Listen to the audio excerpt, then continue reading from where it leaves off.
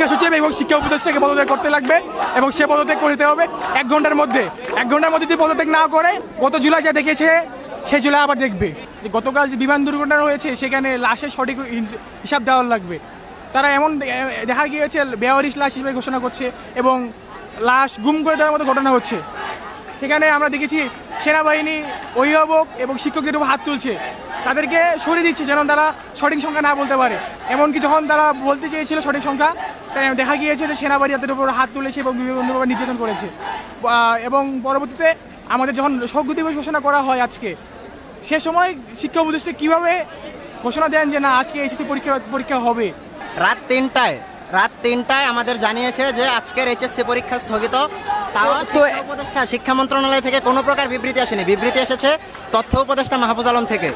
এখন আপনারা মূলত কি চাচ্ছেন, আপনাদের দাবিটা কি? যে শিক্ষা উপদেষ্টা এতটা দায়িত্বহীনতা কেন পরিচয় দেবে তিনি?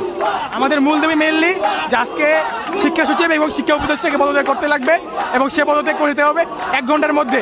1 ঘন্টার মধ্যে যদি পদত্যাগ না করে তাহলে আমরা আরও কঠোর কর্মসূচি ঘোষণা করব। এমনকি আমরা নিজেরা জানি না যে কী কঠোর কর্মসূচি হবে, কিন্তু যা হবে গত জুলাই যা দেখেছে সেই জুলাই আবার দেখবে। তারা তো সে পদের যোগ্য না, তারা কি একটা সিদ্ধান্ত নিতে পারে না। তারা সিদ্ধান্ত নিতে হচ্ছে কখন, যখন রাষ্ট্রীয়ভাবে তাদের চাপ দেওয়া হচ্ছে, বিভিন্ন ব্যক্তি যখন চাপ দিচ্ছে, তার পরবর্তীতে তারা সেটা বলছে যে শিক্ষা আজকে পরীক্ষা হবে না। তারা কেন সেই সিদ্ধান্ত আগে নেননি? তারা কেন নিতে হবে রাত 3টার দিকে?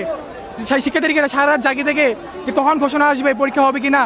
এমনকি অনেক শিক্ষার্থী দেখা গিয়েছে যে সারা রাত পড়াশোনা করেছে, তারা ভবিষ্যতে পরীক্ষা হবে। আমরা যাচ্ছি আমাদের ক্লাসের সংস্কার হোক পর্যাপ্ত পরিমাণে।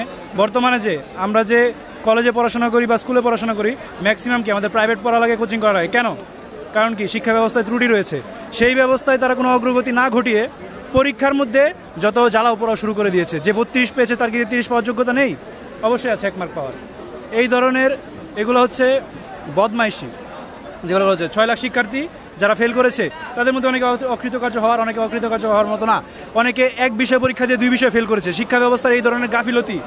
স্পেসিফিক দাবি এখন দফা এখনও ঠিক হয়নি, তবে দাবির কিছু বোল্ড পয়েন্টগুলো হচ্ছে শিক্ষা উপদেষ্টার অশর্ত পদত্যাগ এবং শিক্ষা সচিবের পদত্যাগ, এবং অন্য দাবিগুলোর মধ্যে হচ্ছে শিক্ষা সংস্কারের যে বিষয়গুলো, যেমন আমি বললাম ক্লাসের সংস্কার যেগুলো বিষয়। তারপরে আরেকটি বিচার হচ্ছে গতকালকে যেই ঘটনাটি ঘটলো সেটির জন্য পুরো জাতির উপর একটি ছায়া নেমে এসেছে। সেই ক্ষেত্রে আমরা যে দেখতে পাই প্রত্যেক ঘরে যার মা গিয়েছে, যার মার সন্তান গিয়েছে সে বুঝতে পারছে, কিন্তু শিক্ষা উপদেষ্টার এ বোধটি হয়নি যে তার সন্তান যদি মারা যেত সে তাহলে অবশ্যই তার এই জায়গায় হৃদয় বিদারিত হতো। সুতরাং সেই জায়গায় সে পাষাণের মতো আচরণ করেছে।